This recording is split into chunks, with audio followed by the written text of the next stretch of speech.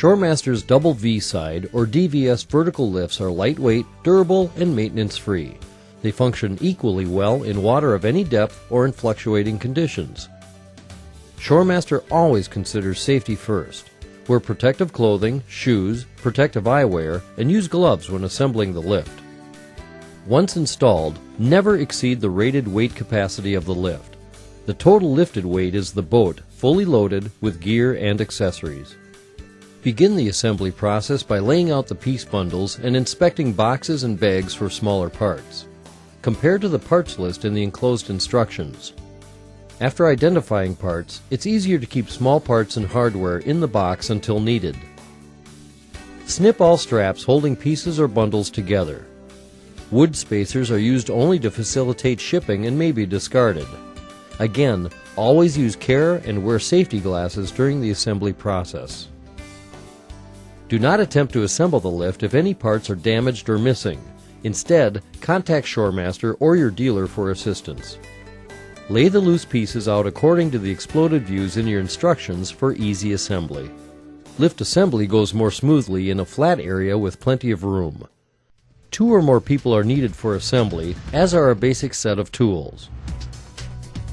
Attach the 3 blue caps onto the lift side uprights, except for the single taller upright without an attached angle piece. This taller upright is the winch mount upright and identifies the front end of the lift assembly. Insert all 4 leg posts into the foot pads and secure each one with one 3.5 by 3/8 inch bolt and a 3/8 inch nut. Be sure to only hand tighten bolts and nuts until the lift is completely assembled. Insert the leg posts into the lift sides and secure using 3/8 inch pins and hairpins. No washers are used at this time.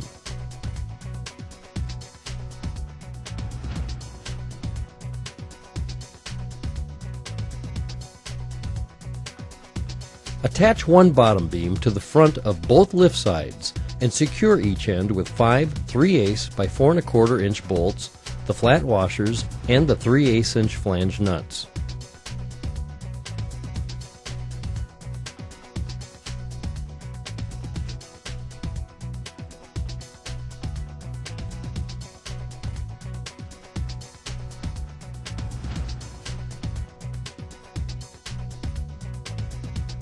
Note that the inside holes on the bottom beams in each front corner are not used at this time. These holes are used later. Remember, at this stage, only hand tighten all of the bolts.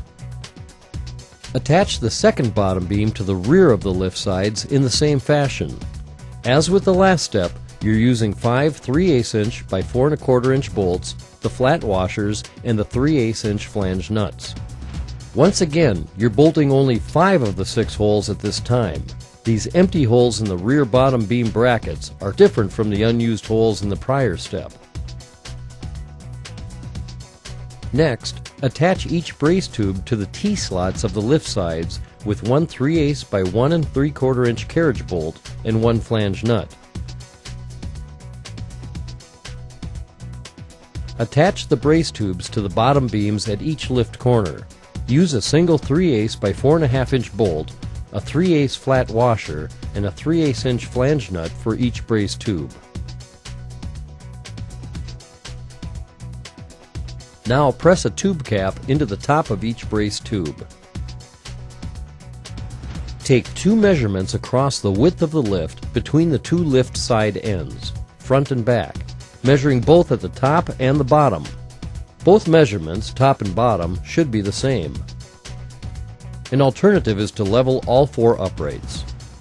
The T-slots enable you to adjust the width at the tops of the lift sides to match the lower measurements. Remove the plastic wrap at the ends of the rack sides, freeing the cable ends. Use caution as the cables spring free. Now, place the rack sides into the lift sides, keeping the connection angles facing outward. Place the whole end of the cable with the bushing into the slot in the front of the lift side and secure through the unoccupied hole with a single 3/8 by 4¼ inch bolt, a flat washer, and a 3/8 inch brass nut. Insert the eye bolt end of the cable through the hole in the top of the rear lift side upright angle piece and secure it with a 1/2 inch flat washer and a 1/2 inch nylock nut. Be sure the washer is in place at the top of the assembly and that the nylock nut is tightened so that a minimum 1/4 inch of cable bolt thread is exposed. This is important. Repeat this procedure on the other side. Next, attach the rear rack to the rack sides, securing it at each end with 2 3/8 by 1 1/4 inch bolts, 2 3/8 flat washers, and 2 3/8 inch flange nuts. Free the cable ends on each end of the rear rack from the plastic wrap.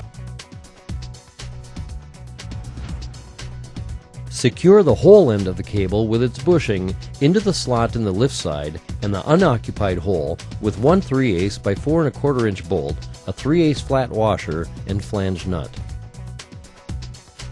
Insert the rear rack cable eye bolt through the hole in the top of the angle pieces of the lift sides and secure each cable with a single 1/2 inch flat washer and a 1/2 inch nylock nut, exposing at least a 1/4 inch of thread. Put the front rack in place and attach it to the rack sides, securing each end with a single 3/8 by 1 1/4 inch bolt, 2 3/8 inch flat washers, and a flange nut.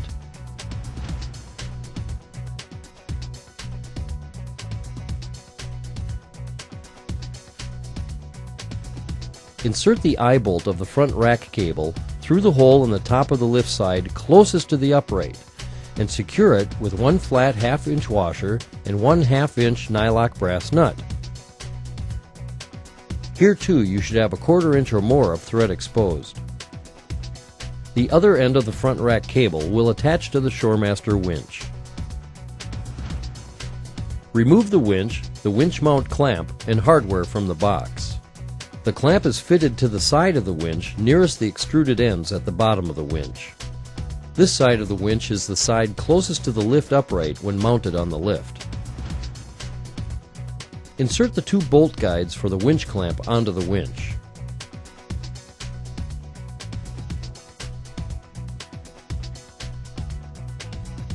Join the winch mount clamp to the winch before attaching the winch to the lift. The back of the clamp attaches to the winch and rests on the guide bolts.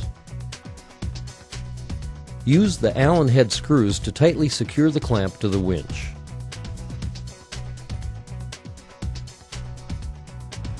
Before mounting, insert the bare end of the front rack cable into the hole in the bottom of the winch to a depth of approximately 2 inches and secure the cable tightly using the Allen set screw and 3/16 Allen wrench. Insert 3 3/8 by 2 3/4 inch bolts into the winch mount clamp and secure with 3/8 inch flange nuts. Finger tighten these bolts loosely at this time. This is more convenient for the next step of mounting the winch and clamp to the lift. Slide the winch mount clamp onto the lift side winch upright. Use caution, the winch and clamp assembly is heavy. The top of the clamp should be mounted to be flush with the top of the lift side upright. Now, tighten the clamp bolts, attaching the assembly securely to the lift upright.